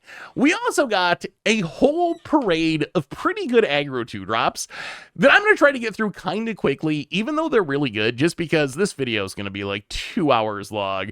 So let's start with Genemorph Imago. So this is a Simic 2-mana 1/3 with flying. It's an insect druid. It says when a land you control enters, target creature has base power and toughness of 3/3 until the end of turn. If you control 6 or more lands, the base power and toughness is 6/6 instead. So this is a card that I think is pretty powerful. You play it, you play a land drop, you can turn it into a 3/3 flyer that's already above rate in some sort of aggro deck. As far as Standard is concerned, probably going to be at its best in a landfall deck. Synergizes really well with stuff like Tifa Lockhart. You play a land, turn it into a 3/3, then have Tifa's trigger resolve. To double its 3/3 power up to 6/6, and if you play another land, it goes up to 12/12, then 24/24. So it lets you jump the curve with Tifa without spending any extra mana, because you already have Genemorph Imago on the battlefield. Also good with like Zaz Chocobo, Bristly Bill, any landfall synergies. So I think that's the main home for this card. Once you get up to 6 lands, it gets even better. Then your Tifa Lockhart's a 6/6, doubles up to 12/12, doubles up to 24/24. A single fetch land just wins the game if you have 6 lands on the battlefield. So in a landfall style deck, I think this card's really good. Maybe could see modern play, although I'm a little more skeptical because it doesn't interact as directly well as fetches as I would like, because it's just resetting the base power and toughness. It's not actually pumping. So if you target the same creature more than once, the second targeting doesn't really do anything. We also got Sunset Saboteur, and I can't shake the feeling that this might be a really strong aggro card. So it's a 2-mana 4/1 human rogue with menace with ward of discard a card, but when it attacks, you have to put a +1/+1 counter on target creature an opponent controls. So it's worth mentioning 2-mana 1/4 stats are way above the curve. There's only a handful of them in Magic. Going back to Dan actually, and Dan has a huge downside. You gotta have islands and all this stuff. Your opponent has to have islands if you want to attack with it. So ridiculous amount of downsides. We recently got Tyrox, which is just a vanilla 2-mana 4/1, and that was kind of like, oh my god. Sunset Saboteur, yes, there is the downside that when it attacks, you gotta put a counter on one of your opponent's things. You can get around that by just killing all of your opponent's things. Plus, it has a bunch of upsides. It has the same ward as Graveyard Trespasser, which we saw very recently in Standard is a very strong ward. It means if your opponent wants to kill this with targeted removal, they're gonna have to 2-for-1 themselves by discarding a card. Plus it has Menace, which helps get around the fact that you might be putting counters on your opponent's things. Although, like I said, you're a black deck, so the easiest way to get around this is just kill your opponent's stuff to make sure the counter doesn't actually matter. Also very good is stationing. 4 power on the 2-drop makes this a really, really good way to start powering up your planets, powering up your spacecraft. We have seen one similar drawback in the past with Sheltering Ancient, although Sheltering Ancient has cumulative upkeep. Put a +1/+1 counter on one of your opponent's creatures, which means, yeah, it's only won the first turn, but then the next turn it's 2, then 3, then 4, so it gets progressively worse. Sunset Saboteur, you can always not even give your opponent a counter at all just by not attacking and using it to crew a spacecraft or something. Plus, it's only ever going to be one counter, so I actually think in some sort of like black aggro deck in Standard, this actually could be pretty good. Also worth mentioning, kind of good with Kaido, which is the new hotness in Standard since we got the bannings. Since it has Menace, you can play this on turn 2, most likely get in the attack with it on turn 3. Your opponent's gonna have to have 2 creatures to block it, and they're gonna have to pay the ward to actually deal with it. So it might actually be good enough in like Dimir Kaido, just as another good way to get Kaido through. We also got just an absurd creature. This is maybe the most absurd creature that we will talk about in this very long spoiler video, in Frenzied Baloth. This one just literally made my jaw drop. It is a 2-mana 3/2 beast. It says, this spell can't be countered. Creature spells you control can't be countered. Trample haste, combat damage can't be prevented. It is as close as we've seen to a 2-mana questing beast in the history of Magic. The amount of text on this is literally off the charts. I was actually trying to look back, and there are not many hasty 3-power 2-drops in Magic's history. We actually have one in Standard right now in Wildfire Wickerfolk, which sees play in the Delirium deck. And this is that, plus so much more. It has Trample. It can't be countered. Your other stuff can't be countered. You can't be fogged. And Wizards actually said during their stream that they are intentionally trying to push green aggro, because green aggro hasn't been a deck in a while. So we'll have to wait and see. Green aggro being bad is the only mark I can see against this card, but this card just screams playability to me. This has quite literally everything you'd want out of an aggro threat, and then a whole bunch more on top of what you'd want. So we'll have to wait and see. Maybe we see some sort of like Surrock deck where this works similarly as counter protection, plus you get all the questing beast modes on it. So I think that maybe we'll actually see green aggro in Standard thanks to Wizards pushing it and a card like Frenzied Baloth. We also got Emissary Escort. So a 2-mana 0/4 artifact creature in blue. It's a robot soldier, and it said this creature gets +X/+0, where X is the greatest mana value among other artifacts you control. So this is just a big beater for artifact style decks. You can play Affinity for artifacts like Demonic Junker and get a 7-mana artifact on the battlefield for maybe 1 mana, and all of a sudden you have a 2-mana 7/4. You can warp a Bygone Colossus, a 9-mana 9/9, but it warps for 3 and it's an artifact creature, and all of a sudden this is a 9/4. So in some sort of Affinity style deck, I feel like this card could actually be pretty good. We'll have to wait and see if it can crack into Modern. I don't know if Modern actually cares about just having a big creature, but once you get back to Historic and Modern and Timeless, you got Mirror Enforcers and Thought Monitors. It's not that hard to be playing like a 7-mana value artifact literally for free once you get back to Affinity for artifact shenanigans in Modern. And this card just gets very, very big. So as a 2-mana 7/4 vanilla creature good enough in 2025? I guess we're going to find out, but it's worth keeping in mind just because this card adds such an immense amount of power to the battlefield. The only thing I would say against it in Standard is it doesn't really work with Simulacrum Synthesizer because it's only 2 mana, and Simulacrum Synthesizer makes such big tokens anyway that I'm not sure like a 2-mana 7/4 is actually that exciting, because I could probably just make a 8/8 construct or something with Simulacrum Synthesizer. But still, this card gets incredibly big for a 2-drop and is definitely worth keeping in mind for artifact decks. Speaking of spacecraft, we got another one, in Infinite Guideline Station. This is a 5-color legendary spacecraft, so you can play it as your commander.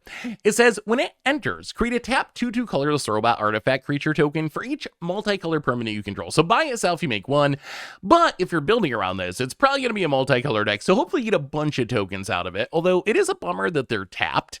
And then it has Station, of course, so you can tap creatures to add charge counters to it, and you need to get to +12 charge counters. If you do, you get a 7/15 flyer. This says when it attacks, you draw a card for each multicolor permanent you control, which again by itself is 1, but hopefully you're building around it and making this multicolor deck. So in a lot of ways, Infinite Guideline Station, it reminds me of 2 things. First, It reminds me of the 5-color commander with the sets mechanic, which seems to be a thing Wizards is doing now. I've noticed in a lot of recent sets, there's some sort of 5-color commander that works with whatever the set's trying to do. Infinite Guideline Station seems to be the one from Edge of Eternities. Also reminds me a lot of a bunch of Nivs. We got a bunch of Nivs that care about multicolor cards and are 5-color legends. And this is kind of similar. The Nivs usually care about specifically 2-color cards. Infinite Guideline Station, it don't care. It just wants any multicolor card, but it's going to play in kind of the same way, where if you build around this, you're just going to want to play a bunch of multicolor stuff and use it to power up your Infinite Guideline Station, and then the turn after you play it, hopefully all the tokens you make can power it up, can station it up, and then you start drawing tons of cards to take over the game.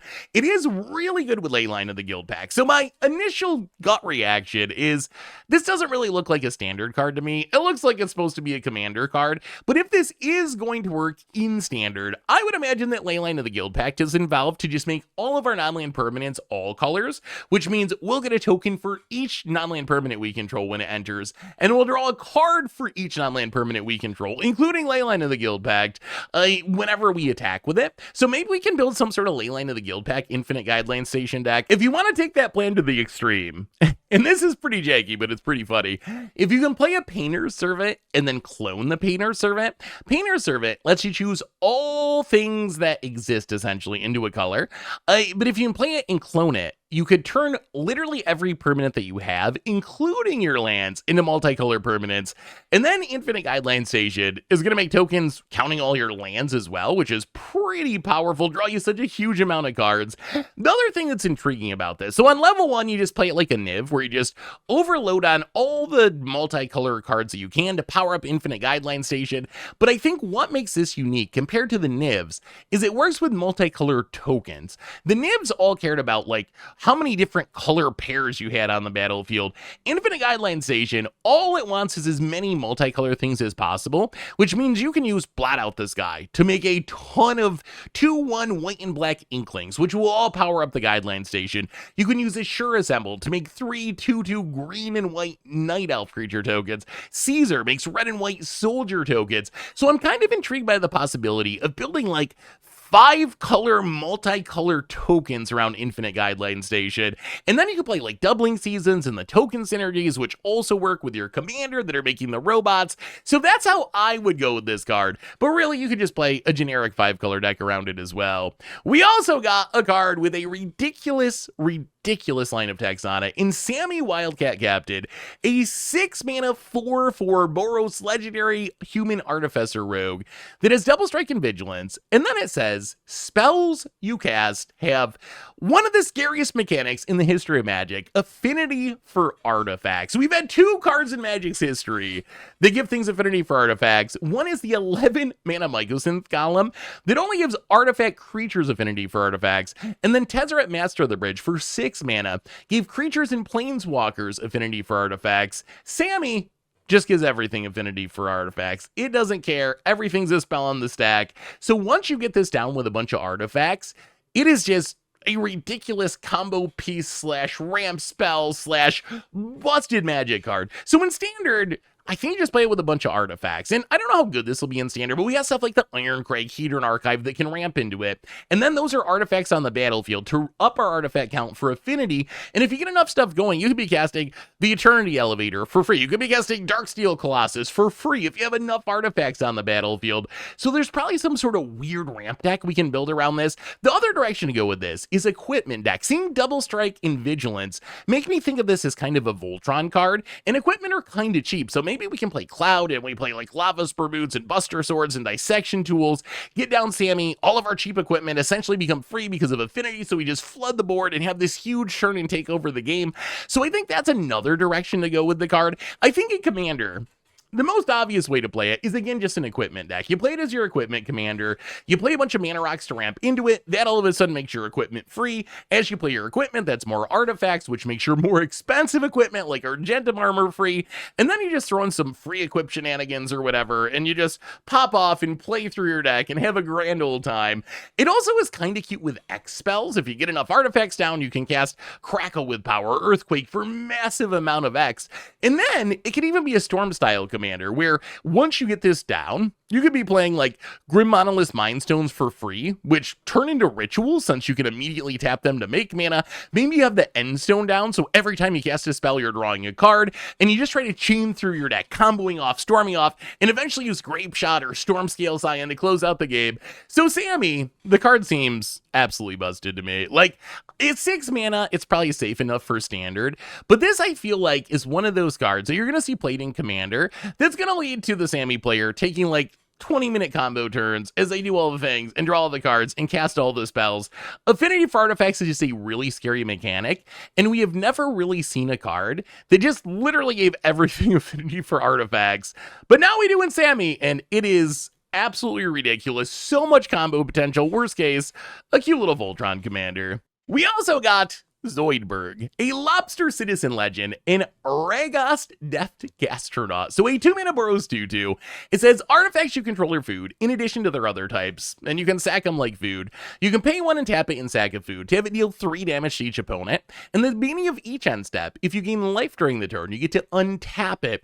And that last mode means if you can make a bunch of food, and remember, all your artifacts are going to be food, which is pretty easy to make. But once you get going with this, and you're playing a commander game, you can sack a food to gain life, sack another food to Ragost to deal 3 damage to everyone, go to your end step, untap it during the next turn, sack a food for life, sack a food to Ragost, 3 damage to everyone. Each time around the table, you can be dealing 12 damage just by sacrificing your random artifacts, which are now food on the battlefield. So I think this is actually a sneakily powerful card. The first thing I thought of is, this seems perfect for a hypothetical weapons manufacturing food fight deck, where this is just another food synergy, another artifact sacking card, another way we can get our munitions going into the graveyard, plus it's dealing even more damage. So we're definitely gonna have to try to build this for standard. We'll see how good it actually is. It's also really funny with Igra, Eater of All. Igra turns all creatures into food. So if you have both of these, all your artifacts and all creatures are food.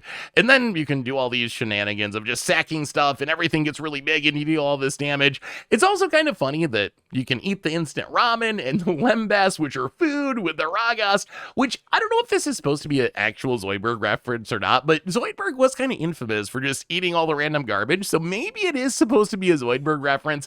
It's also kind of a cool artifact sack commander. Reminds me of Osgear a little bit, where you play an Ugin's Nexus, an artifact that when it goes to the graveyard from the battlefield, you exile it and get to take an extra turn. Well, with Ragost out, it's going to be a food, and you can sacrifice food, so you can just sack this to take an extra turn whenever you want. You can do some loopy stuff with Scrap Trawler.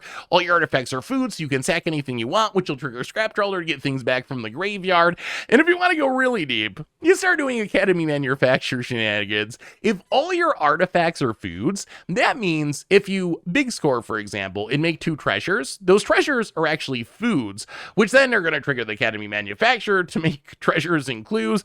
Or maybe like Servo Exhibition makes 1/1 Servo artifact tokens. Those will also be food, which means they'll count towards Academy Manufacture, so you make clues and treasures, and things just get out of hand really, really quickly. So Ragost, I love this card. It's so cool. You can even use Liquid Metal Coating, Liquid Metal Torque, Mycosynth Lattice to turn your other permanents into artifacts, which then lets Ragost turn them into food, so then you can sacrifice them. There's just so many cool things that this lobster can do. Like I said, it reminds me of Osgear, but with a bunch of fun shenanigans thrown in. So this is definitely near the top of my list of new Edge of Eternities legends I want to build in Commander. And at 2 mana, it might even be cheap enough for us to build a sweet standard deck around.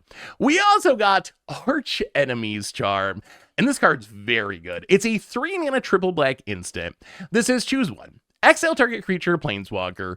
Return 1 or 2 target creature, Planeswalker cards from your graveyard to your hand, or put 2 +1/+1 counters on target creature you control that gains lifelink until end of turn. So I saw people talking about this card, and a lot of people were like, man, I don't think it's that good. It doesn't seem that powerful. I think this card is absurd. So if you think about what this is, the cheapest way that I could find to exile a creature or Planeswalker was Flay Essence, which is a Modern Horizons 2 card that was 3 mana and sorcery speed. As far as I can tell, Arch Enemy's Charm is the new cheapest way to just exile a creature or Planeswalker at 3 mana.